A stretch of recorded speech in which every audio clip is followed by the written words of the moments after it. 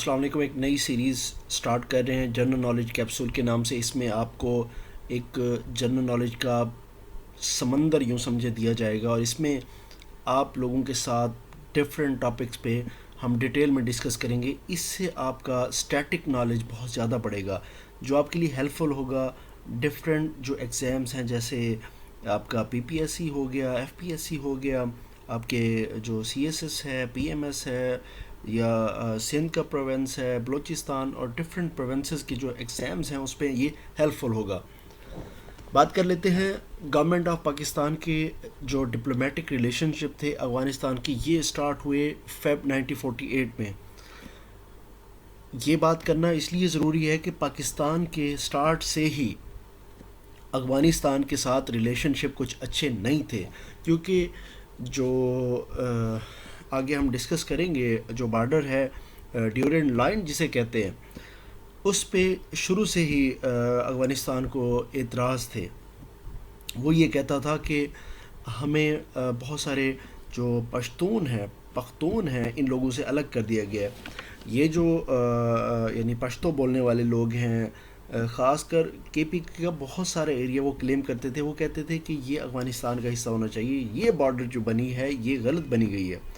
تو اس حوالے سے جو ہے پاکستان بننے کے بعد سٹارٹ میں ہی، کیونکہ افغانستان جیسے آج بھی یہ انڈیا کی پراکسی بنا رہتا ہے، تو اس وقت بھی یہ سٹارٹ سے ہی انڈیا کی پراکسی بن چکا تھا، اور پاکستان کے ساتھ اس کے جو ٹائز تھے وہ بہت خراب تھے. لیکن پہلا جو ڈپلومیٹک مشن ہے، ریلیشن شپ ہے، وہ پاکستان کا فیب 1948 میں سٹارٹ ہوتا ہے. اور پاکستان کی طرف سے جو پہلے ایمبیسڈر تھے وہ مسٹر ابراہیم اسماعیل چندری گر تھے. یہ نام اس لیے مشہور ہے کہ آئی آئی چندری گر جو ہیں وہ بعد میں جا کے پرائم منسٹر بھی بنے.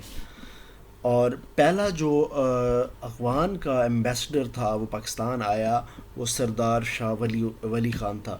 اتنا ڈیپ جنرل نالج بھی یاد کرنا بہت ضروری ہوتا ہے، کیونکہ جب ٹف ایگزامز آتے ہیں تو اس طرح کے ادر کنٹریز کے اسٹیٹک نالج اٹھا کے دے دیتا ہے، اکثر کینڈیڈیٹس کو نہیں آتے.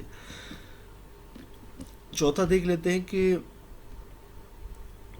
ایک ریلیجیس پرسنالٹی تھی جس کا نام تھا ملا شور بازار.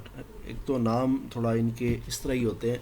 یہ ایک ریلیجیس پرسنالٹی تھی افغان کی، اور یہ اس ریلیشن کی کنٹینویشن کی وجہ سے اس نے پاکستان کا وزٹ کیا 1949 میں. اور اس کی اس لیے اہمیت ہے کہ یہ بندہ انڈیا کی افغانستان کو انڈیا کے ہاتھ میں دینے کے خلاف تھا، اور یہ پاکستان کے تھوڑا حق میں تھا.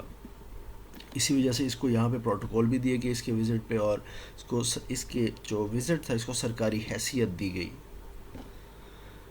ڈیورنڈ لائن میں نے پہلے بھی کہا کہ یہ وہ بارڈر ہے افغانستان اور پاکستان کا جس پہ افغانستان کو ہمیشہ یہ اعتراض ہوا ہے. یہ باؤنڈری لائن کھینچی گئی تھی 1893 میں، اور یہ اس کی جو لینگتھ ہے ڈیورنڈ لائن کی وہ 2240 کلومیٹر ہے. یہ نام کیوں پڑا؟ ڈیورنڈ لائن جو نام ہے یہ گورنمنٹ آف برٹش انڈیا کے فارن سیکرٹری سر مارٹیمر ڈیورنڈ کے نام سے دیا گیا تھا، کیونکہ وہ اس کمیشن میں انوالو تھا. وہ بندہ اس جگہ پہ باؤنڈری کھینچنے میں شامل تھا، تو اسی کے نام پہ اسے ڈیورنڈ لائن کہتے ہیں. اب مسٹر اینتھنی جو ایڈن ہے برٹش پرائم منسٹر، یہ 1955-56 میں برٹش کے پرائم منسٹر تھا. اس کا نام میں نے اس لیے دیا ہے کہ یہ ریلیونٹ ہے، کیونکہ یہ بندہ پرائم منسٹر جو برطانیہ کا تھا، یہ بندہ بعد میں بھی اس کو ویلیڈیٹ کرتا رہا کہ جو ڈیورنڈ لائن ہے یہ بالکل ہی ٹھیک بنی گئی ہے. آئی آئی چندری گر جو ہے، یہ میں نے آپ کو پہلے بتایا کہ بعد میں جا کے یہ پرائم منسٹر بنے. یہ چھٹے پرائم منسٹر تھے پاکستان کے. اور علامہ اقبال جو ہیں، اب راؤنڈ ٹیبلز کی طرف ہم آ جاتے ہیں. کیپسول جو ہے جنرل نالج کا اسی طرح ہی ہوتا ہے، یعنی آپ کو بہت سارے ٹاپکس کو ایٹ اے ٹائم آپ نے ہضم کرنا ہوتا ہے. اور جنرل نالج کچھ ہے ہی ایسا. اگر آپ اس چیز میں مہارت رکھتے ہیں کہ آپ ہر ٹاپک میں آپ کے پاس اسٹیٹک نالج ہے تو ہی آپ کہہ سکتے ہیں کہ آپ کے پاس جنرل نالج ہے. راؤنڈ ٹیبل جو ہیں 3 راؤنڈ ٹیبلس تھیں جو برطانیہ میں ہوئیں 1930 31 32 اور علامہ اقبال 31 اور 32 کی جو راؤنڈ ٹیبلس ہیں اس کی نمائندگی اس کے لیے جو ایک ٹیم گئی تھی, ٹیم وہاں پہ تھی, اس کا حصہ تھے. اب بات کر لیتے ہیں آل انڈیا مسلم لیگ کی. یہ بنی 30 دسمبر 1906 کو ڈھاکہ بنگلہ دیش میں, اور یہ ایجوکیشنسٹ جو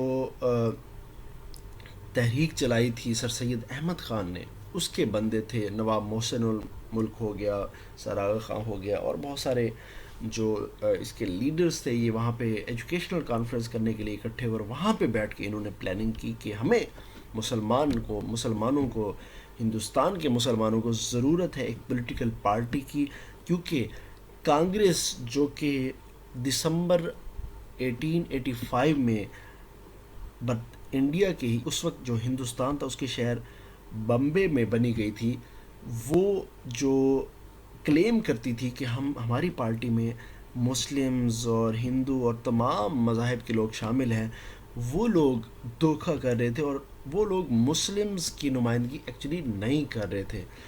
اس سے مسلمان پولیٹیکل جو استحصال ہے اس کا شکار ہو رہے تھے, جس کے خاتمے کے لیے یہ جو پولیٹیکل لیڈرز تھے, جو ایجوکیشنل لیڈرز تھے, بعد میں پولیٹیکل لیڈرز بنے, انہوں نے آل انڈیا مسلم لیگ کی بنیاد رکھی ڈھاکہ بنگلہ دیش میں. اب قائد اعظم کا رول اس میں ان دونوں پارٹیز میں آ جاتا ہے کہ قائد اعظم نے جو اپنی پولیٹیکل کیریئر کا آغاز ہے وہ کانگریس کو جوائن کر کے کیا, اور یہ اسی سال کانگریس کو جوائن کیا انہوں نے جس سال یہ مسلم لیگ بنی تھی, یعنی 1906 میں. اور یہاں سے ہی انہوں نے اپنی پالیٹکس کا سٹارٹ کیا. جب مسلم لیگ تھوڑا آگے پروپیگیٹ ہوئی, یعنی ان کے اجلاس وغیرہ ہوتے گئے, تو قائد اعظم نے ریئلائز کیا کہ ان کو مسلم لیگ بھی جوائن کرنی چاہیے, اور انہوں نے 1913 میں مسلم لیگ جوائن کی.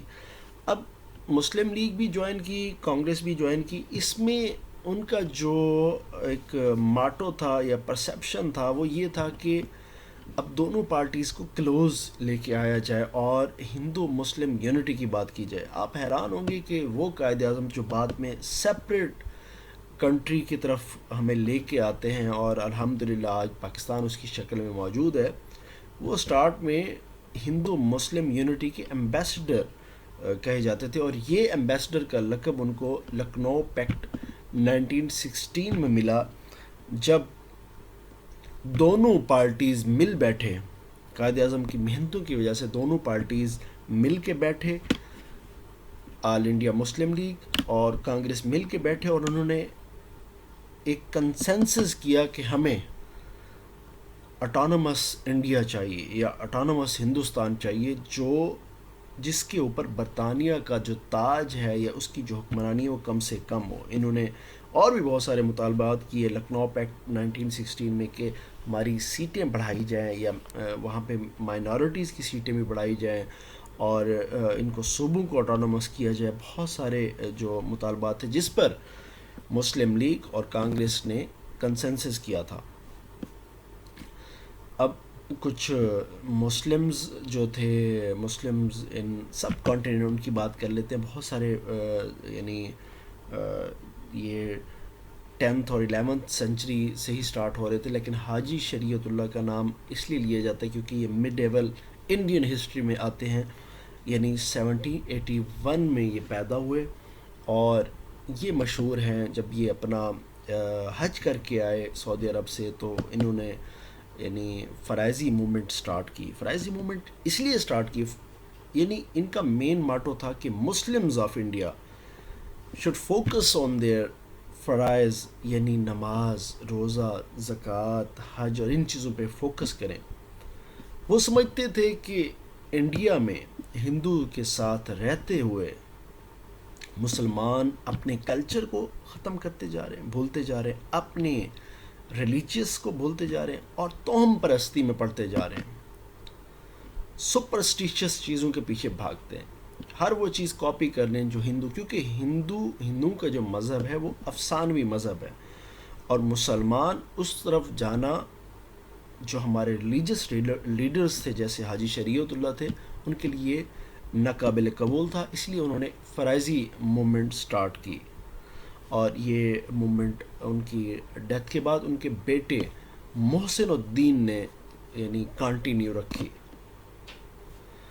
سر سید احمد خان کا نام تو ہر جگہ آتا ہے، ان کے بہت سارے کارنامے، اور ہر پیپر میں سر سید احمد خان کی کوئی نہ کوئی MCQs، کوئی نہ کوئی ٹاپک، اگر کوئی آپ کا انشائیہ کا ہے تو بھی کوشچنز ان کی تحریک کے ریلیونٹ آ جاتے ہیں، کیونکہ ایجوکیشن پہ مسلمز آف جو سب کانٹیننٹ تھے، جو ہندوستان تھے، اس پہ سر سید احمد خان وہ پرومیننٹ اسکالر تھے جنہوں نے اس پہ کام کیا۔ یہ پیدا ہوئے 17 اکتوبر 1817 دلی میں، اور والد کے وفات جو ہے ان کی میرے خیال میں 1835 ہے، تو اس کے بعد ان کو جاب ڈھونڈنا پڑی، اور کیونکہ فیملی کا فائنینشیل برڈن تھا تو انہوں نے سب سے پہلے کورٹ میں ایز اے جونیئر کلرک کی ان کو جاب ملی 1839 میں، یہاں نہیں لکھا ہوا لیکن میں آپ کو بتا رہا ہوں 1839 میں۔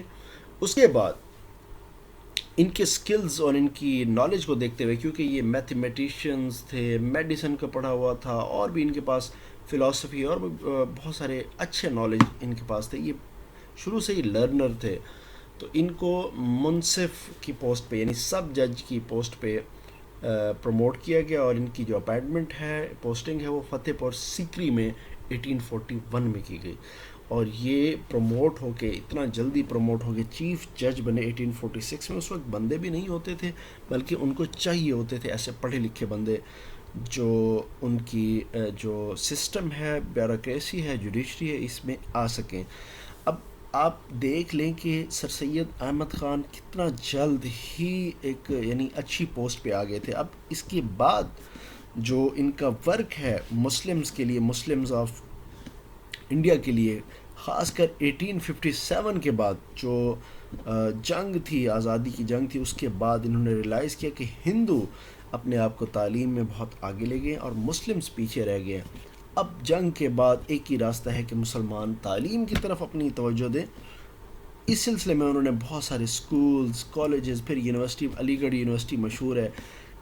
ان تمام چیزوں کے حوالے سے ہم تمام نالج، بہت ساری چیزیں ہم جنرل نالج کیپسول کی سیریز میں کور کرتے رہیں گے۔ ہماری اگلی ویڈیو دیکھنا نہ بھولیے گا، اور اگر آپ نے اس ویڈیو سے کچھ نالج گین کیا ہے تو اس کو لائک ضرور کریں اور ہمارے چینل کو سبسکرائب کریں۔ تھینک یو، اللہ حافظ۔